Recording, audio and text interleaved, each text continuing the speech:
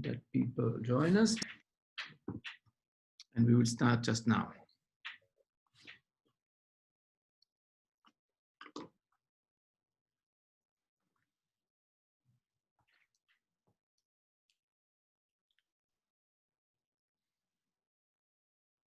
Okay, there's still lots of people joining.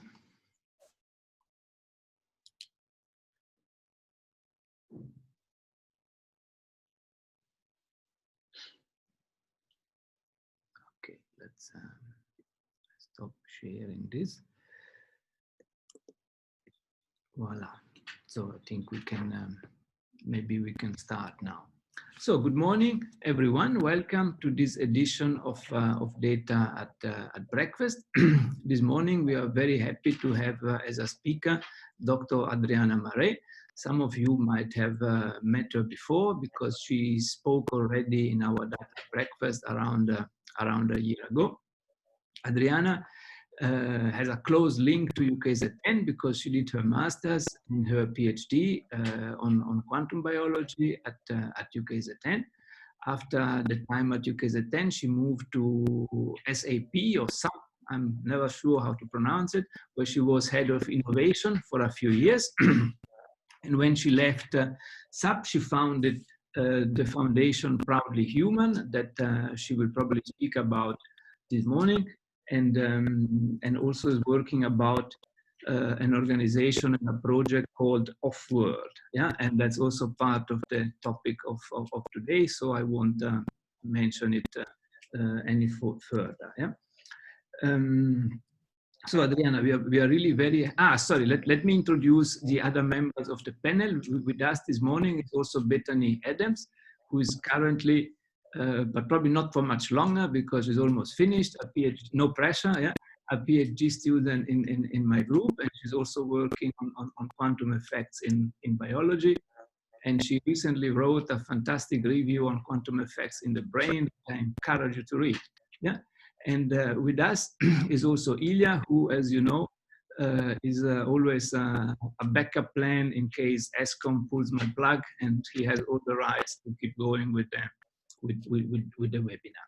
So Adriana, we are really very happy to have you with us this morning. We are also particularly happy that you are still on this planet, so that otherwise there would be a little bit of a delay. Yeah? And we are really curious to hear what you're going to tell us. Yeah. And I must disclose, yeah, that I'm a very proud board member of Proudly Human. Yeah, so that so that we have no secrets. Yeah. So Adriana, thank you very much for accepting to speak to us this morning. And please, you're most than welcome to start sharing your screen now.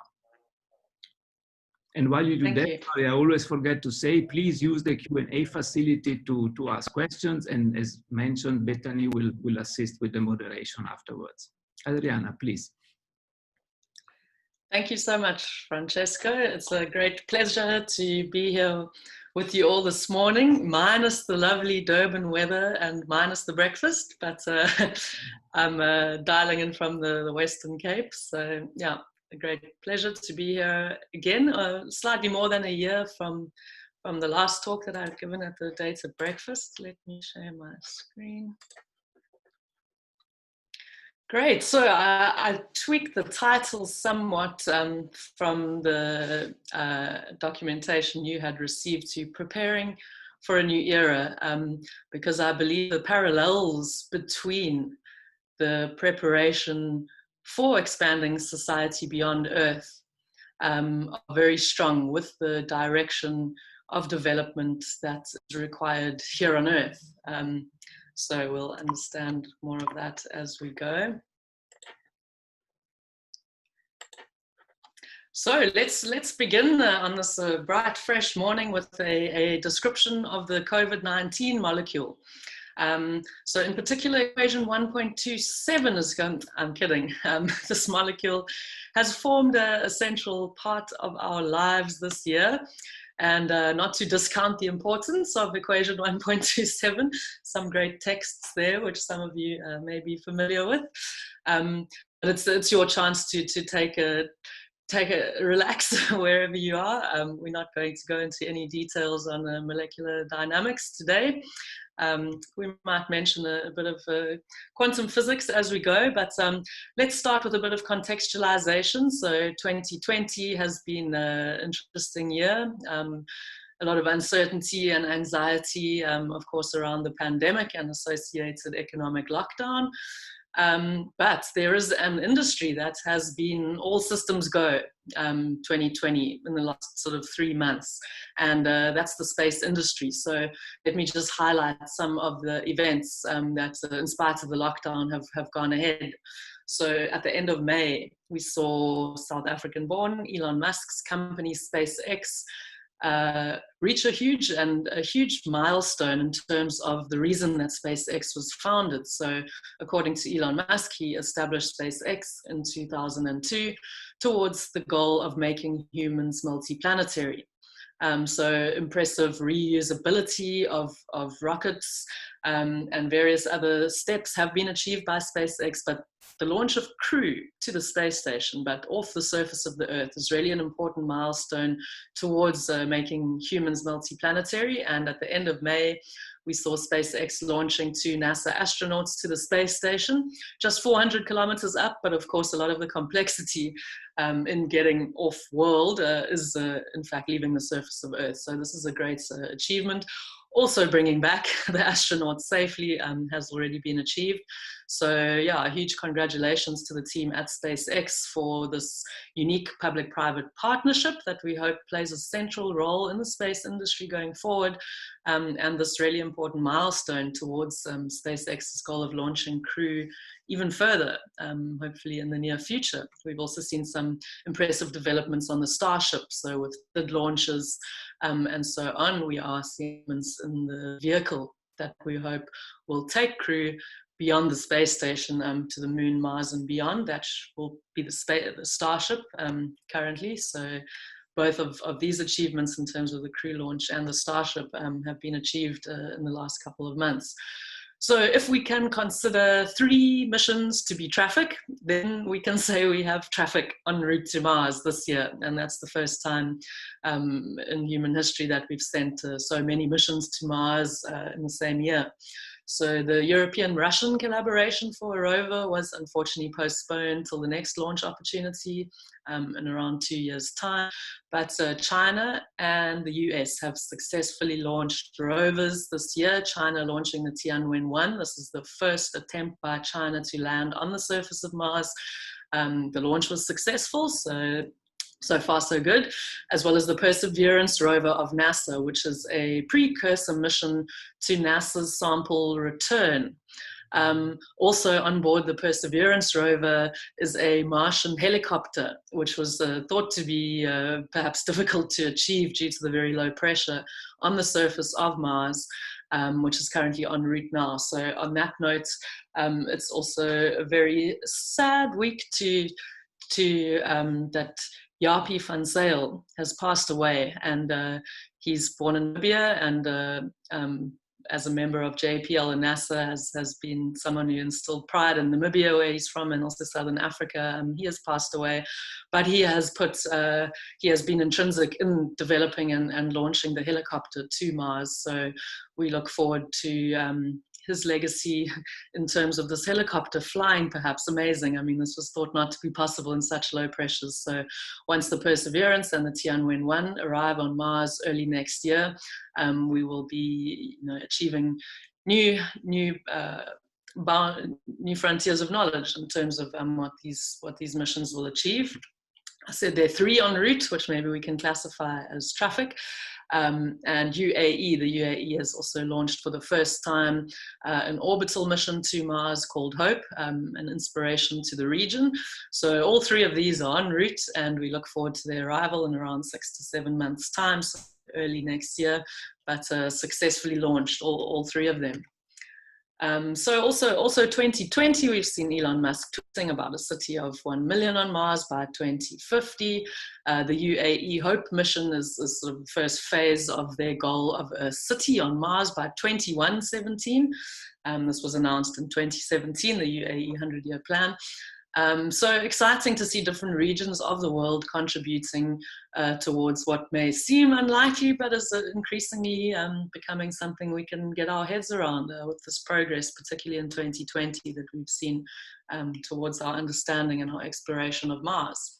On the other hand, and this was not a statement from this year, because of course Professor Stephen Hawking, one of the deepest thinkers of our time, is no longer with us, but he made this statement, and we don't have the opportunity to ask how he arrived at this rather short time frame, but I think being in the year of 2020, we are familiar with some of the ways in which we may limit our existence here on planet Earth, in line with his statement.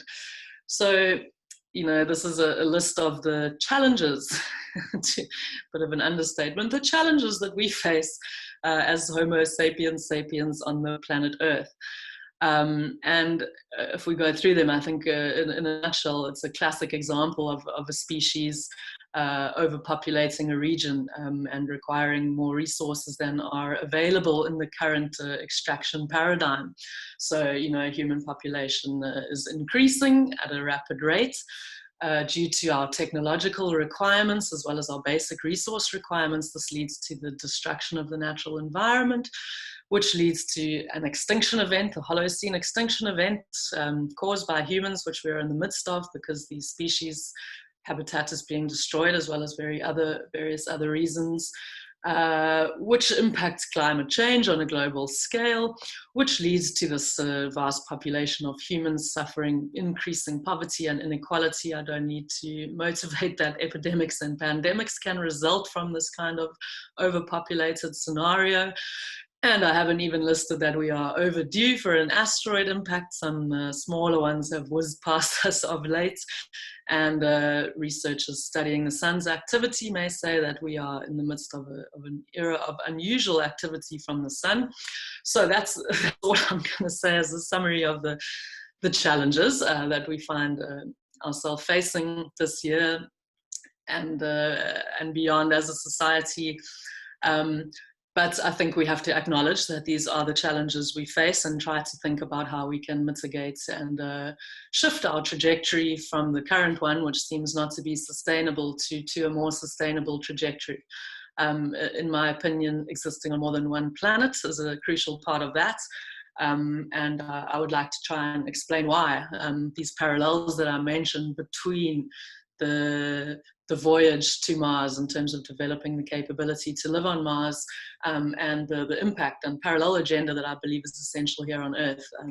And I believe we can do both of these. So shift our trajectory on Earth to one that's more sustainable and in parallel and not unrelatedly develop the capability to also live in more extreme environments off-world.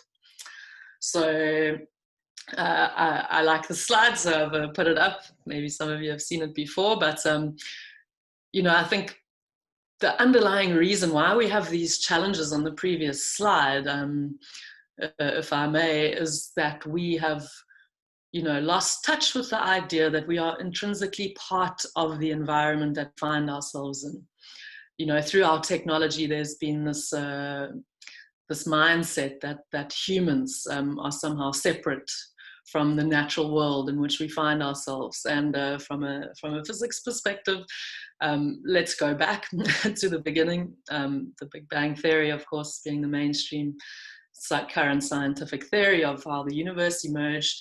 According to this theory, in the early universe, and you're looking now at the cosmic microwave background, the clumpiness there was early matter. And this early matter included hydrogen and some helium. And when we observe the universe from Earth or from our missions, we don't see any other processes by which hydrogen is created in significant amounts. Therefore, the water that makes up more than half of your body contains hydrogen that is in fact as old as the universe itself.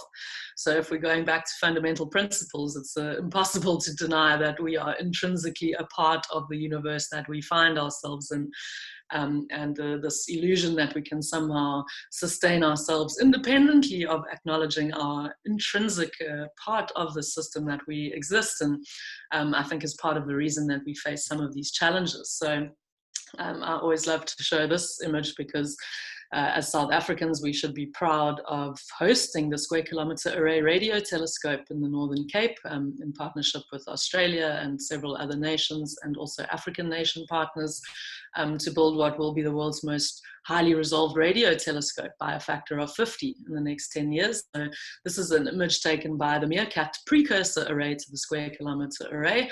And these round objects that you see are supernova remnants from which the rest of the elements contained in the periodic table can be produced. These kind of events would be required then to create the rest of the stuff that makes us up.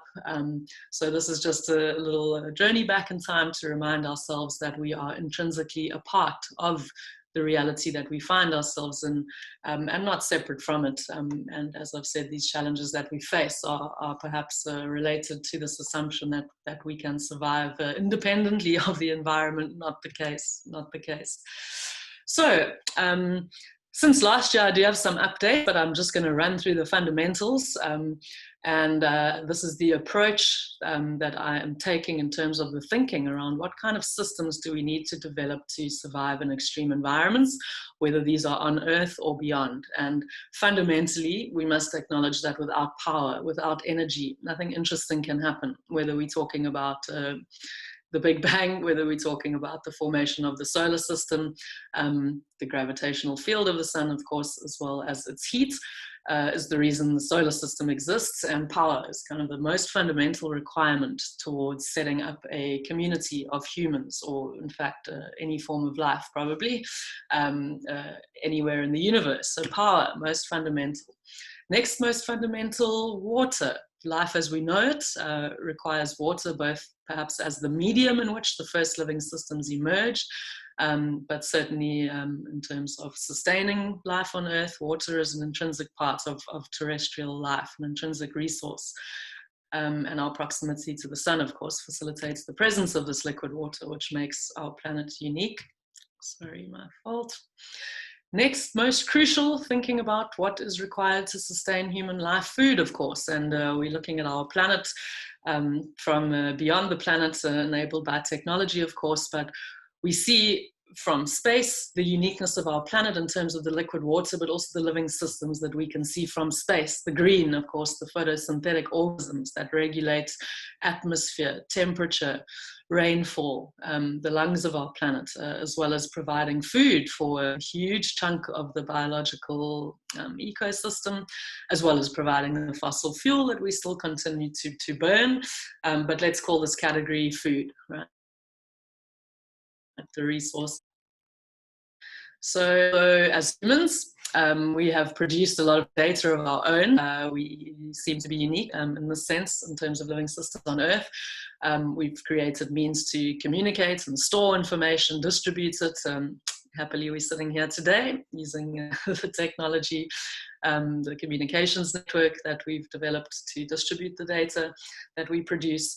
But in fact, nature had a previously existing to humans molecule that stores and transfers data from or between parents and offspring, between organisms, and this is the double helical DNA molecule.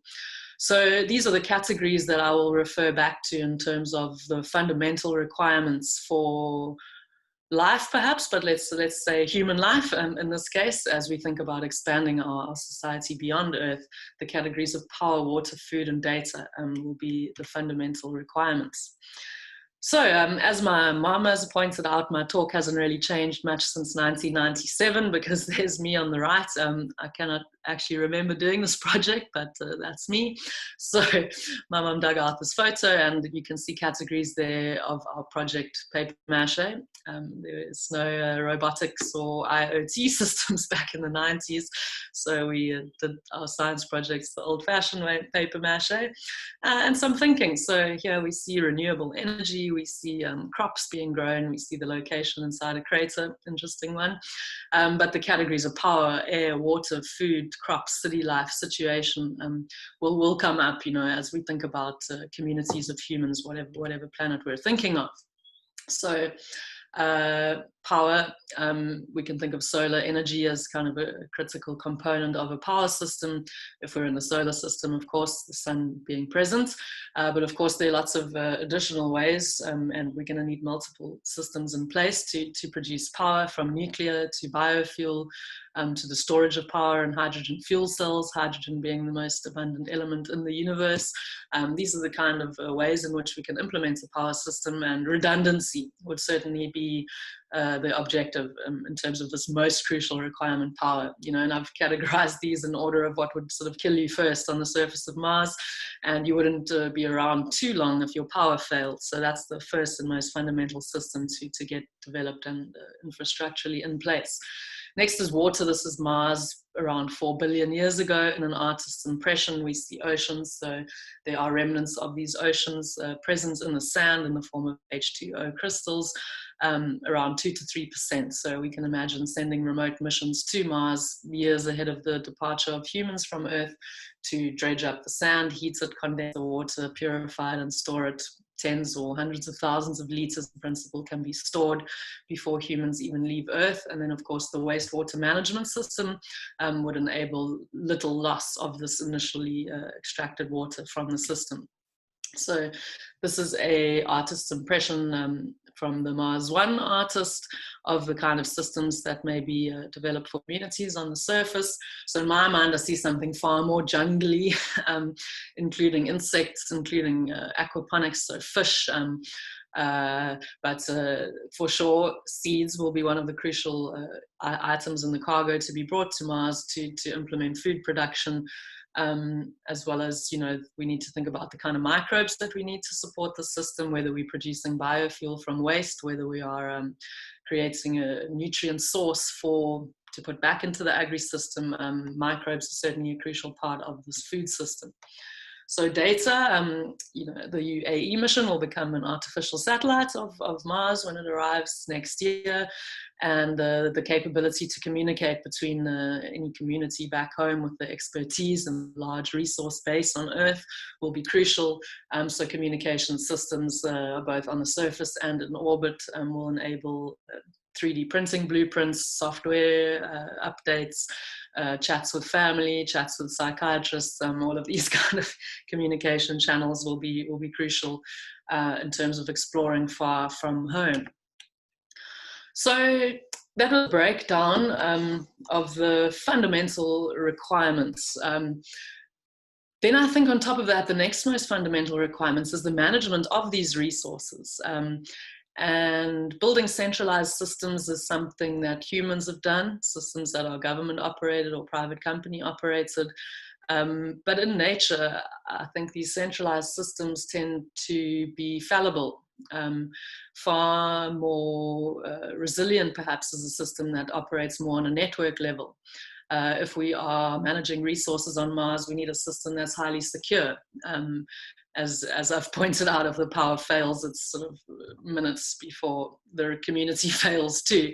So a secure system, a system not necessarily managed by a central authority like a government or a private company, a system that is autonomous to some extent in terms of the role that it is dictated to play within the system. And if you've looked at the picture, you may know where I'm going with this, and that's a blockchain-based model for resource management to provide transparency, as well as to provide an overview of how resources have been managed within the system. So I'm going through a rather high-level overview of how these systems will work, but I must say thanks to Francesco for relaying some of the questions from participants this morning about some of the details of this blockchain-based data-driven system. So thanks very much for those questions. It would be great to follow up in more detail. But let me continue with the chronological sort of steps in which we can start to design and optimize such a system. So one of the nice things about envisaging a community being built from scratch in a harsh environment like the surface of Mars is that the system is closed to some extent, and therefore quantifiable in a way that it's more difficult to do in a complex, very open system like a country, let's say. So on Mars, we would have available to us a quantification of power production. This would be crucial, a quantification of water resources, a quantification of the number of people and how much nutrition they'll require, and the comparison of the agri-system output. We'd have a very clear idea of the communications infrastructure. So in that sense, while we do in situ resource utilization, so it's not a closed system, we do envisage extracting resources like water from the surface of Mars, carbon dioxide that's in the atmosphere we can use. But because the system is constructed from scratch, it's not already an existing complex sort of mesh of systems. We have the opportunity to think about a resource management system which is data-driven in terms of having a quantifiable set of resources being transferred through the system. So I'll get to where we start to design these kinds of systems in a moment, but this is what Proudly Human, which I founded last year, as Francesco mentioned, is endeavoring to do. So analyzing the environment, providing some kind of quantification of resources available, imagining some number of people being added to this environment, and rolling out a resource management system that optimizes the use of resources within the system. So the power, the water, the food, and the communication systems are not all that we need for a sort of functional community. We can think of services like healthcare, transport, and education, but I believe that these services rely fundamentally on the presence of a reliable power, water, food, and communication system.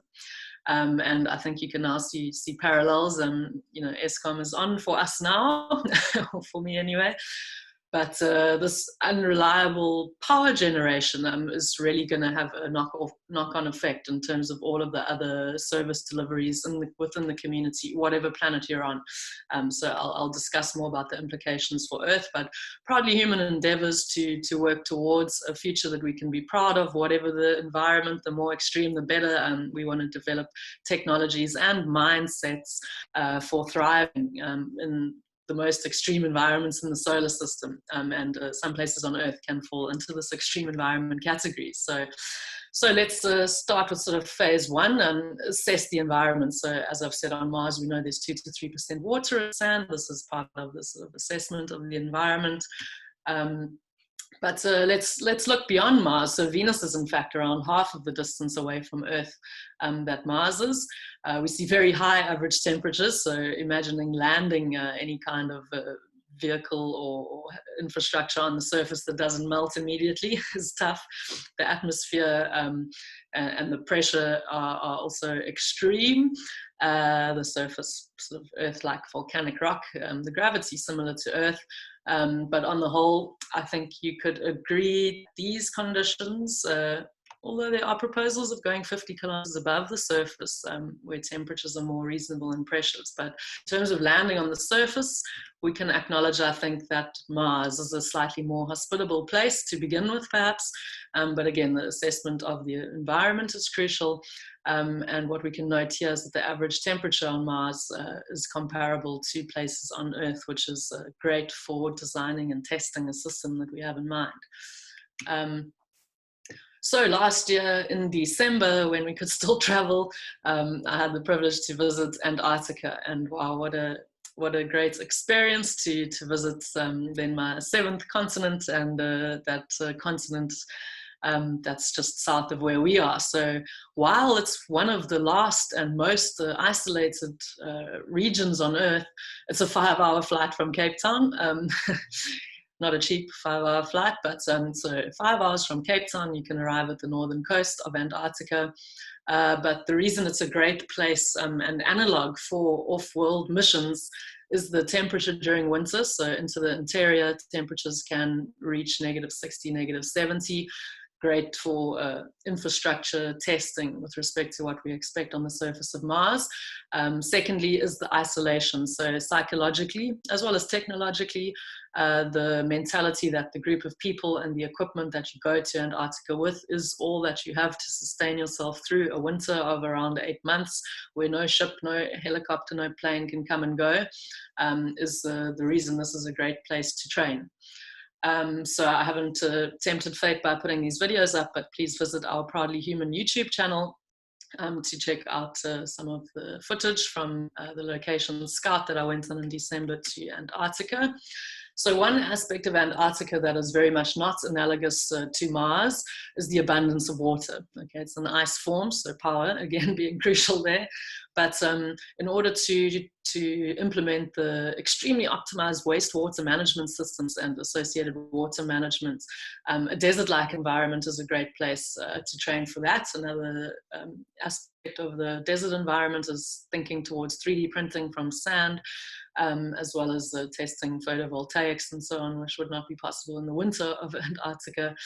So this is the reason why the deserts is another location where we would like to test the systems I've mentioned. So analyze the environment. I mean, in the end, Proudly Human would like to be able to take any set of environmental conditions, put them into some kind of matrix and transform that set of conditions, as well as how many people would be there, etc., into a set of recommendations for building infrastructure. So that's kind of the next step, is to think about the actual infrastructure. And so now we take a bit of a detour, because after a furiously busy travel schedule last year, that came to a quick stop this year in March, as it did for all of us. And so this was an unusual scenario for those of us who travel a lot. What was my thinking around trying to prepare to get to Mars? I wanted to continue with developing the Antarctic project and visit Ethiopia for another location scout. But realizing I would be stuck in a rather beautiful part of the world in the Tsitsikamma, we thought about how we could make this work in terms of some kind of preparation. So this is the beginning of the foundational construction of our off-world lockdown cabin. So of course, wood and things that we use are not going to be the materials that we take to Mars. But this was more of a test of setting up something from scratch and actually living in it. So this could be seen as phase 0 towards getting humans off-world. So we built this from scratch. There's no infrastructure here. There's not even a road. So we had to carry the stuff down a 1 kilometer trail on a descent of 220 meters. We carried 2 tons of stuff down there by hand. Obviously, as I said, there's no road, and we tried wheelbarrows, didn't work. Have to carry everything down. So again, you can watch the time lapse of this on our YouTube channel. But a lovely little cabin that we had built in the end, there on the left, completely from scratch, and then we lived there for 3 months. So this was less of a direct analogy with the building of the cabin, but more of a mindset kind of training to see how little can you be comfortable with, what minimum basic resource set do you need to be functional. And here's a kind of breakdown of that project. So as I said, it's a steep climb. We took probably about 300 hours. The materials total mass was around 2 tons. We tried to do it as lightweight and as cheap as possible. We got our supplies from the local Build It, and literally bought our last set of supplies the day before the lockdown kicked in, and then we spent some days finishing off and then lived there for 3 months, as I said. So we managed to get the whole infrastructure in place at a reasonable cost. We used gas and batteries for power. Luckily, we had clean water running past in the river. We put up a rainwater tank as well. Our food we got from the supermarket, but plans to build a greenhouse in spring there. That's our plan. Mobile network we had down there, so we didn't have to build any communications infrastructure. But this was more of a mindset challenge. So constructing infrastructure from scratch, thinking about these 4 categories, and then actually living there. So you can check that out on YouTube if you're interested. So what is the next step? And as we are allowed to travel, as we have been allowed to travel within the province, I could drive to Cape Town and start to work on our launch. So Off-World Cape Town is a Mars habitat installation at the Cape Town Science Centre. So by the time sort of tourism opens generally again, we hope to have the installation ready, let's say early next year, for children and adults to come and look and feel and interact and get an idea of what we mean when we're talking about building this infrastructure, with power, water, food, and comms being essential fundamental resources, and the management system around these resources being crucial. So this is the Cape Town Science Centre Courtyard. If you can recognize it, maybe some of you have been there. So there's two big JoJo's on the one side. This is like a 360 shot. So there's a shipping container on the right. So that's the rectangular area where we are going to build the Mars habitat installation. So here's a 3D model of the space. This is just a very basic one that we've whipped up. And we hope to build digitally as well as physically onto the space. And this is kind of a blueprint of how we envisage it. So we are going to add, there's our pod on the top left. That's from SkillPod. So while I was in Antarctica, I met Ryan Ashworth from SkillPod, who builds these kind of pods for various environments, but also for the camp that I stayed at in Antarctica. So these have been shown to be able to endure the Antarctic winter. He's been working there for many years. And so we've very happy to have been sponsored one of their older models. And that's what you see on the top left there. We have that shipping container. So our idea is to transform it into the agri system that you see there. With the perspex, we want to utilize the resources that are available. So in Cape Town, we have sunlight. We're not going to spend extra money on lighting and so on where not necessary. So that kind of agri system is what we envisaged on top of the shipping container. We have sponsors of atmospheric water extraction systems, a Cape Town-based company called Cirrus. We are very grateful for them to agreeing to give us a 100 litre per day atmospheric extraction system. So this is then rather pure water. So this is great for feeding into the agri system or even drinking. And the rainwater tanks are there already as another option for storage of the water. Then we need to put in power systems. In this limited space. Biofuel is something we're thinking of, but I'm not sure what volume requirements would fit in this courtyard. So solar power for now, north facing, etc. And we'll get various companies to sponsor those so that we can compare the functioning of them. So that's the infrastructure building, and you can check out our video of dismantling the pod and then transporting it to the Science Centre. So this pod is in the Science Centre currently, and the rest of the components are en route for preparation in the next few months of the year. So importantly then, the system, the perhaps blockchain based for reasons of security and immutability, and decentralization, we would like to design a resource management system that can both monitor and provide an overview in terms of data of transactions, which in this case are the transformation of resources from one form into another. So in order to optimize a resource management system, one would need to quantify the inputs and try to, in fact, eradicate the concept of waste from the system. So when resources are transformed from one form into another, like water into wastewater, there must be some method using power to put this water back in the system as usable water. So that's kind of the mentality, and we'd like all of these resource transformation events to be recorded as transaction events on the blockchain. But essentially, we want to set up an IoT system that can monitor the levels of available resources, so power production, water on storage, etc. And this is a very simple toy model system that we can then implement the system. So the idea is that we would have a big touch screen that children can come and push power, and they can see the current power production. They can push another icon that says water, and they can see how many liters are coming in per hour. So this is really a system that we can look and touch and feel and understand how it runs, and then think about putting humans in the system, right? So this is the iteration where we don't have to worry about the negative 70-degree temperatures outside, which will be the reality in Antarctica. So this is like a toy model system that we'd like to share our ideas with the public, but also to test.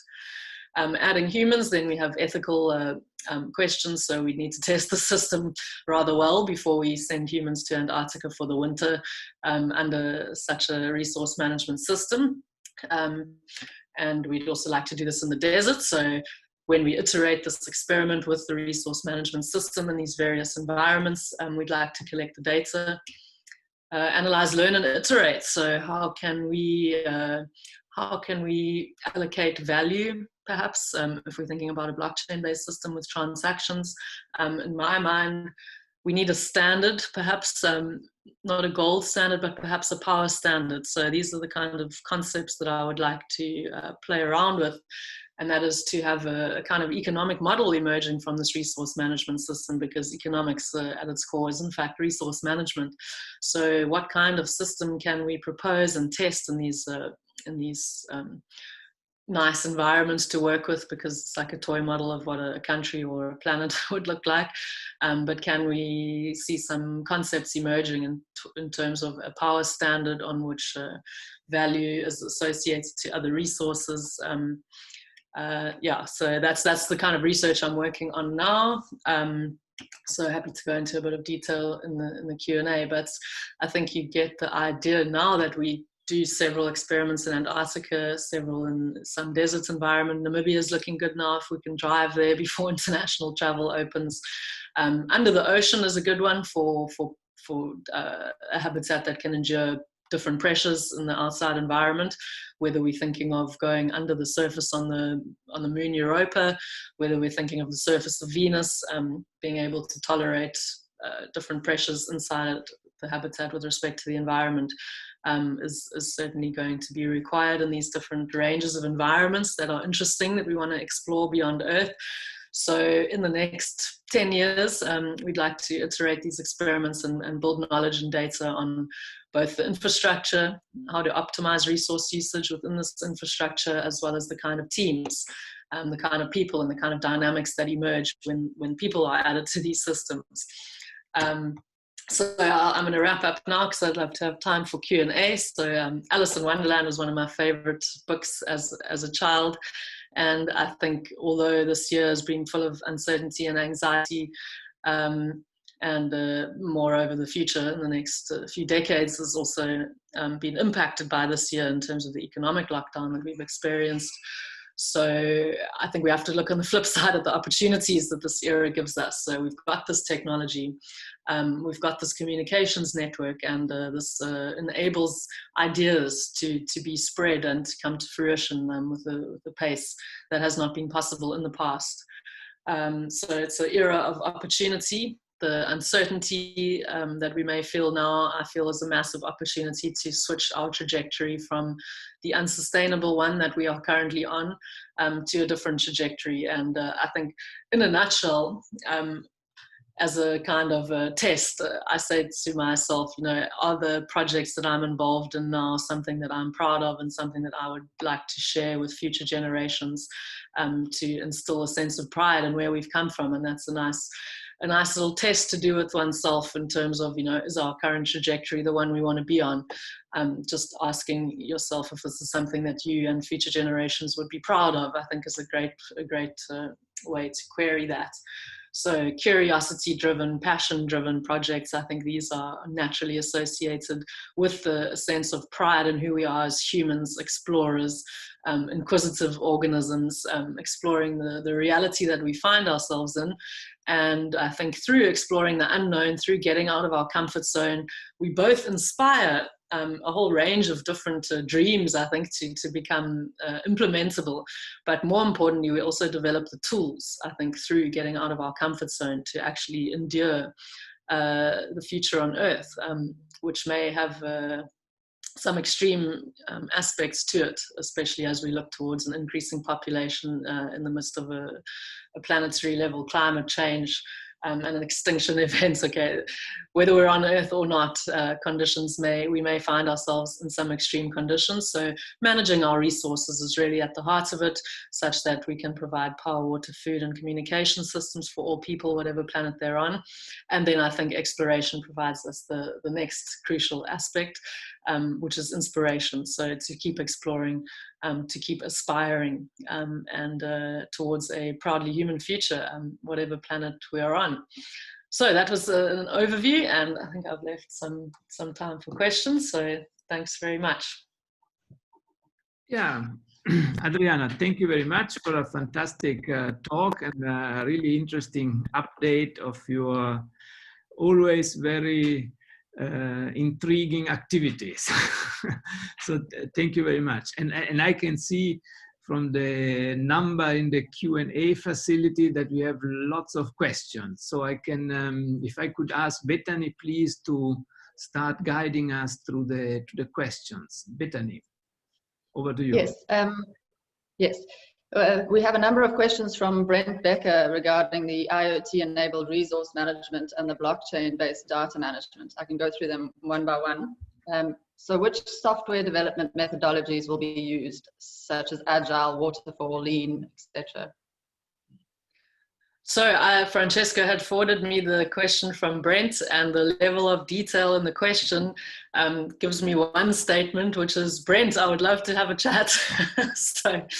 So I'm busy managing many aspects of this project at the same time, but your detailed question comes at a really perfect moment, because as you've seen, we are almost ready to put the key infrastructure in place at the Cape Town Science Centre. The next step would be to put in the sensors and connect those sensors. And then the next step would be to implement the software system that I've talked about in a general way. But these are the kind of questions that I would love to discuss with you as to the pros and cons of these things that you've suggested.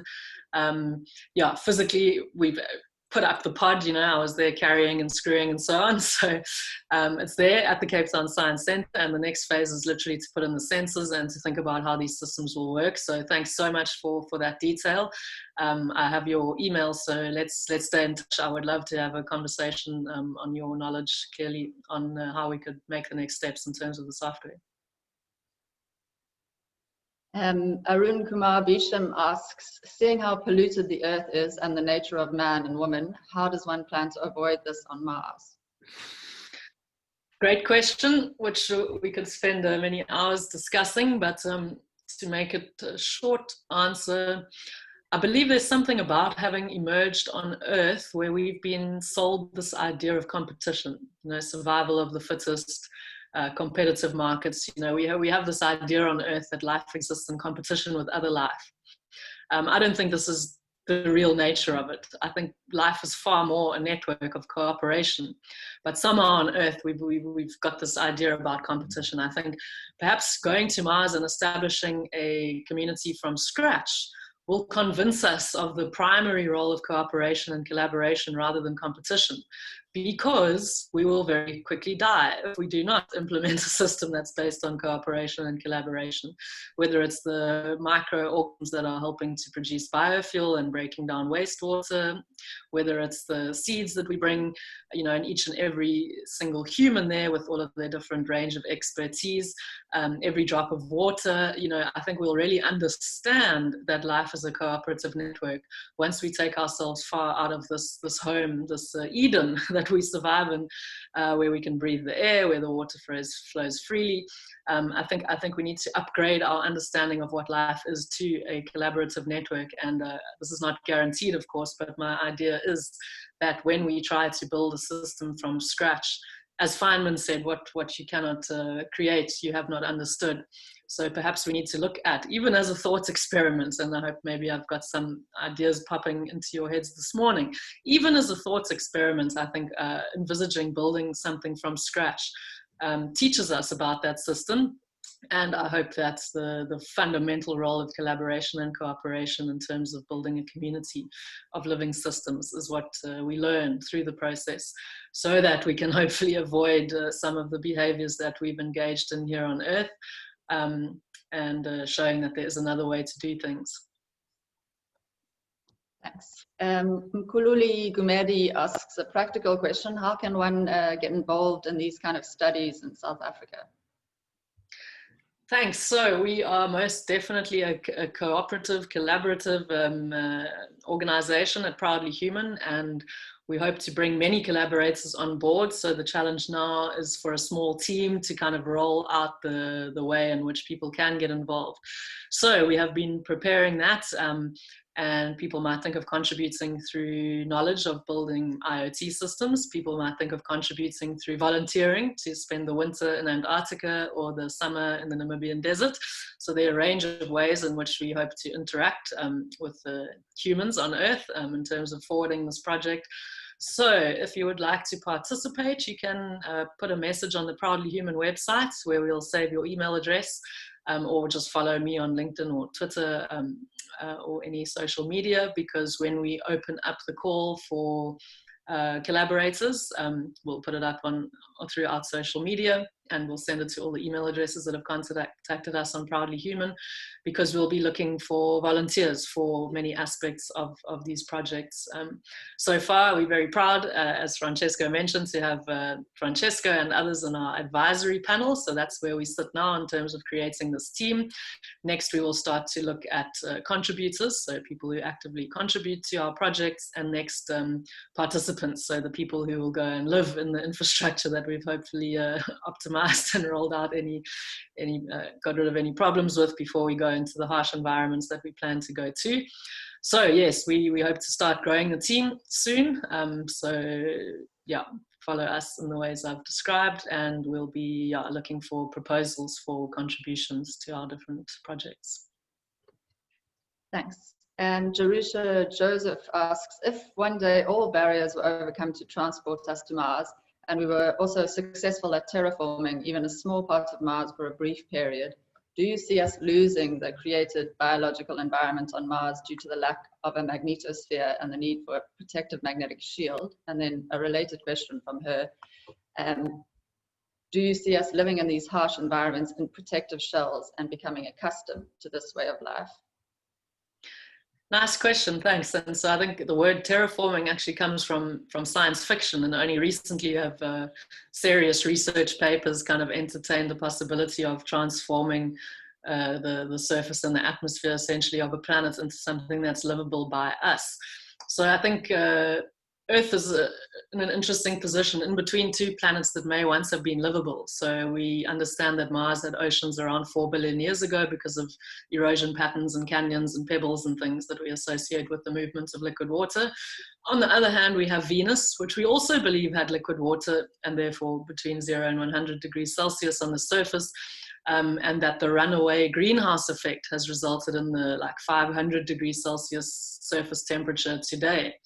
So, you know, Earth is livable in terms of terrestrial life now, but in the future it may not be. So the idea of creating a livable environment on a planetary scale in the long run is something we're going to have to think about on Earth. Perhaps not so long if we also cause a runaway greenhouse effect here on Earth. I mean, certainly not in our lifetimes, but the time frame on which that can happen is something we're not familiar with. So this is certainly an interesting direction of thought. So you can probably hear, I'm not gonna answer your question directly, but whether we are thinking about reversing climate change here on Earth, whether we are thinking about making Venus habitable, or whether we're thinking about making Mars habitable, these are all very interesting learning curves in terms of being a species that thinks on a planetary and even interplanetary scale. So I don't see us transforming Mars into a nicer place to live than Earth. Rather, I see Mars as a stepping stone further out into space.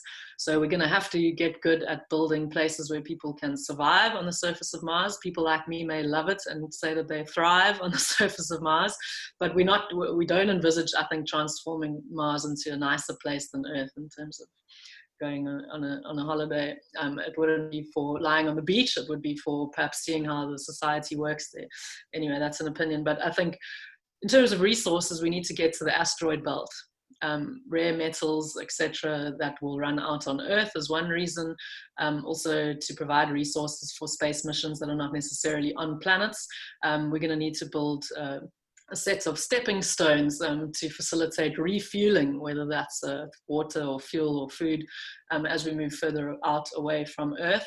So Mars is the easiest place to start with, and we'd be living underground essentially to protect ourselves from the radiation. And from an insulation perspective, this also makes sense. Living underground in existing structures like lava tubes could be an option.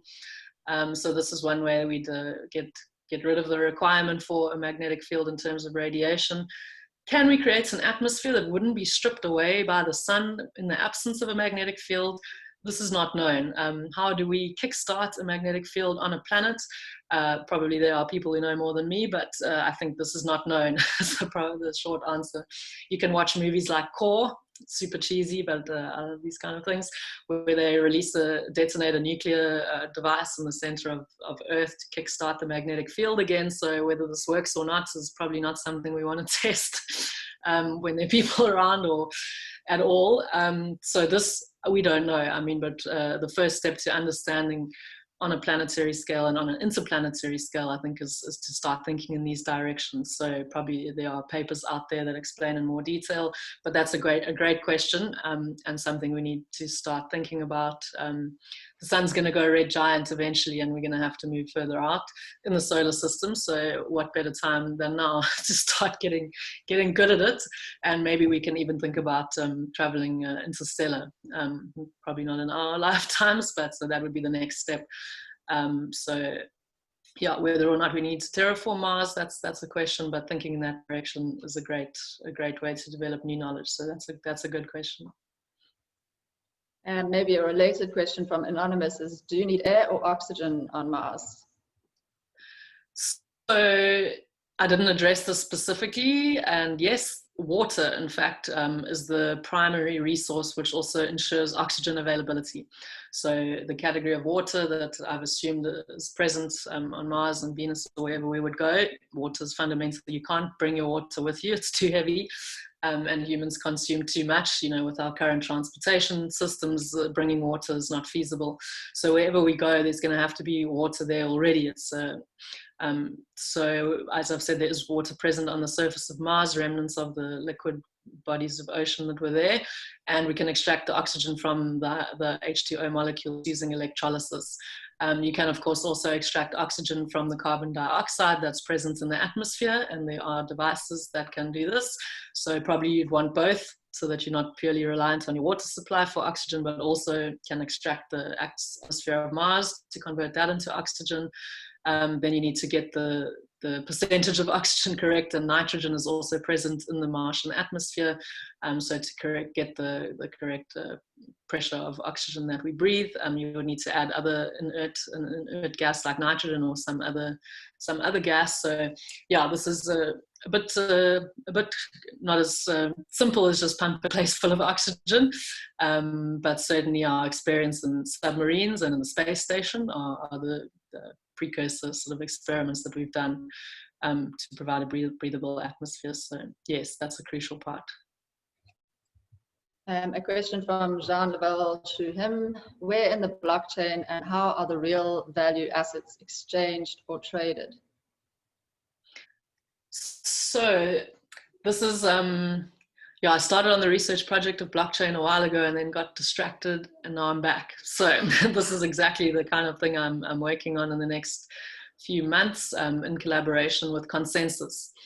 So Consensus has a branch out here in South Africa. They do blockchain coding development courses, which one is starting in September. So I hope to participate in that, get an understanding of the nuts and bolts of developing a blockchain system. And first of all, implementing it in a very toy model-like system like the Cape Town Science Centre, where we've got one source of water, one source of power, one container where we're growing food, and some kind of communication system that links these. So I'd like to first explore how a blockchain-like system lends itself to monitoring these resources, as well as the transformation from one into another. The next step then, once you are able to manage your resources locally, which just means to have a ledger, an account, let's say, of how resources were input, transformed, and output, and put back into the system. The blockchain at that point is not used for trade, but rather for an overview of resource use within the system. The next step, as you point out, interestingly, is how then a Martian community could trade with Earth. The Martian community develops the technology to mine the asteroid belt first, which seems likely given the slow pace of Earth development towards mining asteroids. The Martian community is closer to the asteroid belt, doesn't want to put in place heavy infrastructure and dig like 6-kilometer holes in the surface of the planet to get platinum out, as South Africa does. So perhaps Mars extracts resources from the asteroid belt first. Perhaps then they want to trade with Earth. then I think it's great to already have a resource management system in place, with the idea that different pockets of communities of humans would be able to trade, transfer value between these different communities on this blockchain system. So certainly I think money is like a vestige of an old way of thinking, and I think we need to move beyond it. But we can't just get rid of a system of checks and balances altogether. We need some kind of system in place. So I think a system where value is placed in terms of power, the most fundamental requirement for life, could be one way to look at it, like a gold standard. And that trade could then take place on this network. But I must admit, I haven't thought it through to that level yet, but I think the possibilities in blockchain could enable such an interplanetary trade system in the long run. As Jean Leval adds, would, for example, Eskom export energy through similar to dry battery forms of nuclear rod batteries in the future? Yeah, so exactly. Thanks for, I'm aware of the time. I know Francesca had another meeting, so we're at 8:30, but I'm happy to keep chatting on this question. So when you think of a country, it's a far more difficult system to get your head around because it's complex and its relations to other systems are complex. So to some extent, South Africa is a closed system, but to a lot of extents, it's absolutely not. So trying to create a resource management system where you quantify resources coming in and out, I mean, even quantifying people in this country is not done absolutely. So this is tough to get a real clear overview of quantification. But to go back to the power production capability, this is certainly something we should have an overview of. And currently, you know, Eskom is the facility that's allowed to provide power. So yes, in the future, I think we should incentivize power production by associating value with power production capabilities, and sort of tokenizing power production as a commodity, and then incentivizing people to produce power. So perhaps agricultural regions that are not performing in terms of profit margins can switch to producing crops that can be made into biofuel. And then this biofuel would be, you know, you can trade it back to the government, back into the grid.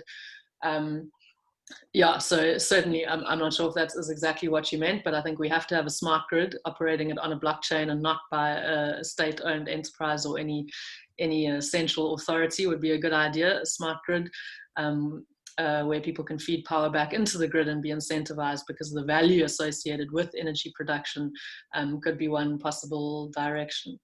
And in this sense, I think you can see getting to Mars and setting up these systems from scratch is actually probably easier than thinking about how to interface such a model with the existing complexity on Earth.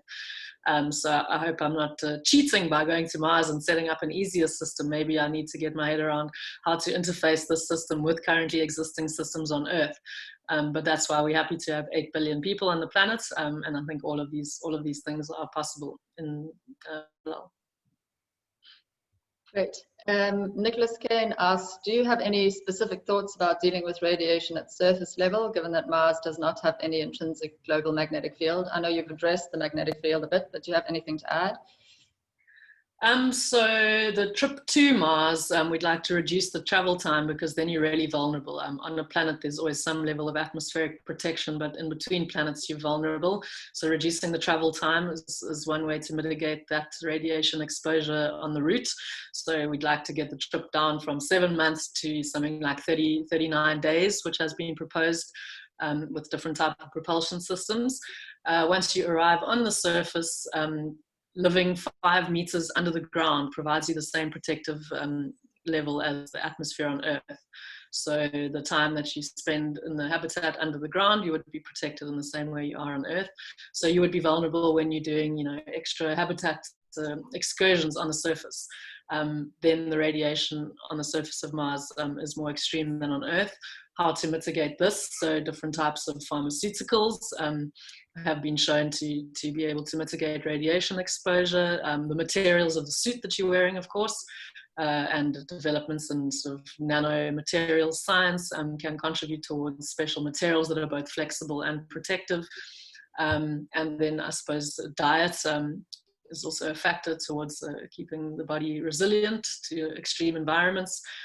But in the end, I think if you calculate, Mars One did a calculation way back that if you spend 1 hour per day outside, you're probably not going to go outside every day, but let's say 7 hours a week, you live there for 60 years on the surface of Mars, your exposure and its relation to cancer is still less than smoking. So you can live on Mars for 60 years if you just go out 1 hour per day and still have less chance of getting cancer from that exposure than smoking on Earth. So if that answers the question. Interesting. Jean Leval to him says, will your IoTs use the current internet architecture? So these are exactly the kind of questions that we hope to come up with, talking to people at Consensus who develop blockchains on various scales, whether it's for a country or whether it's for a government or whether just a company. I think thinking about scaling is crucial. So given that there is no current infrastructure in terms of internet on the surface of Mars, this is an opportunity to rethink building networks like this. And I must say, this is not my region of expertise. So these kind of discussions would be crucial from early on, I think, because while we are building an IoT system for the Cape Town Science Centre and probably using the Wi-Fi at the Cape Town Science Centre, I think to make these things scalable for Elon Musk's city of 1 million on Mars, we need to think about issues of scaling this network from now. So discussion with people like you who've asked that kind of question are definitely what we'd like to get going now. Although the Cape Town Science Centre is a toy model, we most certainly want to have scaling in mind and the interplanetary communication system in mind. Maybe there are better ways of setting up this communications network than we currently do. And then we probably have to go back to people like Vint Cerf when they were creating the TCP protocols, etc., and look whether this is something we retain or something that we modify. But certainly keeping scalability in mind from day one, I think, is crucial for this kind of project. So good question. Would appreciate your input for that. And I think one final question, which ties into all of our experience with the coronavirus, is recently from Alexander Smith. Recently, we all had experience with the effects of isolation. Considering lessons learned from Mars 500 and Biosphere 2 experiments, how would we prepare the human element of the system for the psychological effects of isolation in longer-term space travel and habitation? Thanks, Alex. Hey, thanks for the question. Yeah, so I think many of us in quarantine or in isolation have been preparing for off-world life, which is to make do with the infrastructure you have around you and the people that you have around you, and try to be functional within that restricted environment.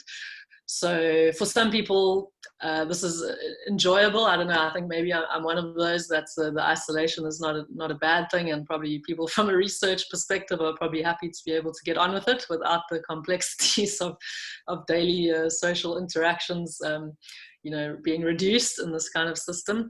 But for other people, this is a challenge where interacting with other people during the day is an essential part of their daily life. So I'm not going to give any clear answers on that, psychology not being my field of expertise, but what I would say is that we plan to collect a lot of data. So every time we embark on one of these expeditions, whether it's to Namibia or to Antarctica, we will be experimenting with different types of experts, different types of personalities, and then the combination of these types of people within these isolated environments. So I think certain lessons through machine learning or just through observation of the data would tell us what kind of scenarios result in what kind of emotional responses from people. So maybe it turns out that you have to force people to eat breakfast together. Maybe it turns out that the group MMA session at 6 p.m. Should also be attended by all people. There are various mitigation techniques, I think, for social cohesion. So perhaps it's not so much the isolation, personal isolation, but the very reduced number of people that you're forced to interact with. That's the problem. So how can you put systems in place that can allow people freedom to go about their work? These are experts that you brought to work, but how can we put systems in place? Compulsory karaoke Fridays, is that something we want to include? So I think, yeah, it's more basic kind of trial and error type things, including exercise and community spirits and things that we'd like to trial. So I think data would be the answer to that. We'd like to really put people in these environments, put them under conditions of true isolation, not like the NASA High Seas program where people pretend that they're on Mars, that they're isolated, when in fact they're not. We really want to go to Antarctica, really put people under the 8-month isolation, different combinations of experts and personalities, and then learn from the data that we generate from these experiments. Thanks, Alex. Adriana, thank you so much for this fantastic talk and this really intriguing update on your activities. And also thank you for concluding on the note of data, so that fits 100% in our data at breakfast. Yeah? And I was thinking that it would be really fun to experience in our lifetime a data at breakfast stream from Mars. So please keep that in mind. So once you're there, let us know. Yeah?